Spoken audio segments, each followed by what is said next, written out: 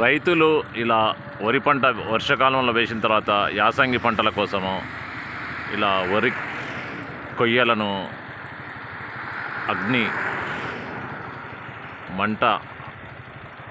అగ్ని వేస్తున్నారు. దీన్ని వల్ల పర్యావరణం దెబ్బతింటుంది. మట్టి సారము, సూక్ష్మక్రిములు అంతా నశించిపోతుంది. తర్వాత పంట పండడానికి చాలా ఇబ్బంది అవుతుంది. కనుక ఖచ్చితంగా రైతులు ఈ విధంగా మంట పెట్టకుండా దున్ని కానీ రోటావేటర్ కొట్టడం ద్వారా కానీ వేస్ట్ డీకంపోజర్ లాంటి NCOF national centre of organic farming సంస్థ అభివృద్ధి చేసినటువంటి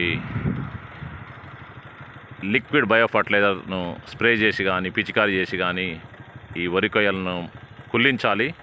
అట్లా కాకుండా ఇట్లా అంటు పెడితే వరి కొయ్యలను వరి పంట హార్వెస్టింగ్ కోసిన తర్వాత వరి చేను కోసిన తర్వాత ఇట్లా వరి కొయ్యలను అంటు పెడితే అంత జీవం పోతుంది. కనుక రైతులు ఈ పద్ధతి పాటించకుండా ఈ అగ్గిపెట్టే విధానం కాకుండా వేస్ట్ డీకంపోజర్ భారతీయ శాస్త్రవేత్తలు తయారు చేసినటువంటి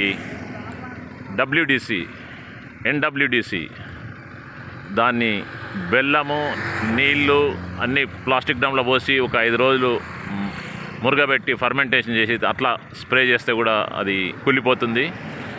లేదంటే రోటావేటర్ కొట్టడం ద్వారా కానీ ట్రాక్టర్ రోటావేటర్తో కొట్టడం ద్వారా కానీ ఇది మట్టిలో ఈ వరి కొయ్యలు మురిగిపోతాయి.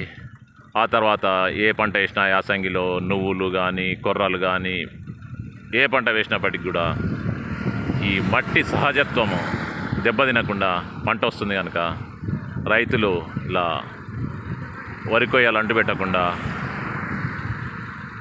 పోస్ట్ హార్వెస్టింగ్ విధానంలో ఈ లిక్విడ్ డబ్ల్యూడిసి వేస్ట్ డీకంపోజర్ను కానీ రోటావేటర్ను కొట్టడం ద్వారా కానీ మట్టిని కుళ్ళింపజేసి యాసంగిలో పంటలు వేసుకోవాలి.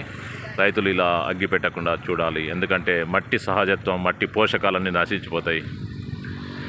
జై జవాన్, జై కిసాన్, జై గోమాత, జై Basavanna. YouTube channel natural farming by KVR.